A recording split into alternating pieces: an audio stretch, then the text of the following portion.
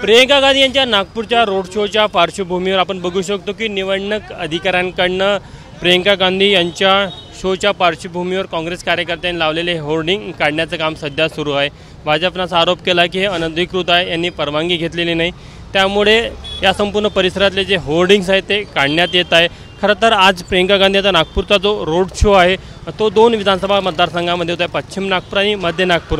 मात्र मध्य नागपूर विधानसभा मतदारसंघातील जो रोड शो आहे त्याचा समारोप संघ मुख्यालयाचं दार समजल्या जाणाऱ्या बडकत चौकामध्ये होत आहे आणि संपूर्ण बडकत चौकाला काँग्रेस कार्यकर्त्यांनी सजवलेलं होतं।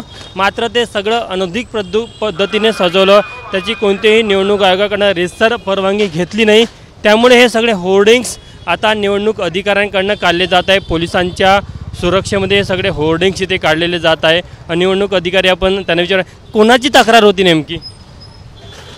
कोणाची तक्रार ही सिव्हिजिलमधून आलेली आहे तक्रार, आणि त्यामध्ये असं निदर्शनास आलं आहे की त्यांनी परमिशन घेतलेली नाही। आम्ही पण त्यांना विचारलं, काँग्रेसचे जे कार्यकर्ते होते तर त्यांनी म्हटलं की अजून परमिशन आलेली नाही असं सांगितलं, तर त्यामुळे आता ही कारवाई चालू आहे। संपूर्ण रोड शो परिसरातले होर्डिंग काढण्यात येईल?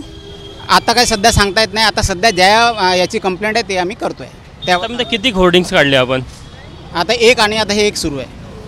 बडकत चौकात इथे देखील काही होर्डिंग्स लावले ते आपण बघू शकतो की इकडे हे आता कारवाई चालू आहे, सध्या कारवाई सुरू असल्यामुळे आता सध्या जास्त काही बोलू शकत नाही, काम करू द्या प्लीज। बडकत चौक आहे हा, बडकत चौकाला देखील पूर्णपणे सजवण्यात आलेलं होतं।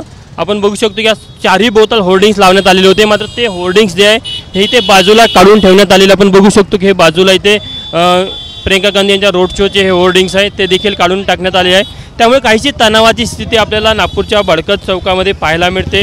काँग्रेस कार्यकर्ते विरुद्ध भाजपचे कार्यकर्ते एकमेकांच्या समोरासमोर येऊ शकतात, त्या पार्श्वभूमीवर पोलिसांनी देखील या भागामध्ये बंदोबस्त वाढवलेला आहे। आणि निश्चितच आज प्रियंका गांधी यांचा रोड शो आहे, त्यातला दुसऱ्या रोड शोचा समारोप या बडकत चौकात होणार आहे, त्यामुळे सर्वांचं लक्ष त्या रोड शोकडे असणार आहे। कॅमेरामॅन व्यंकटेश नायडूसह तुषार कोहळे, एबीपी माझा, नागपूर। एबीपी माझा, उघडा डोळे बघा नीट।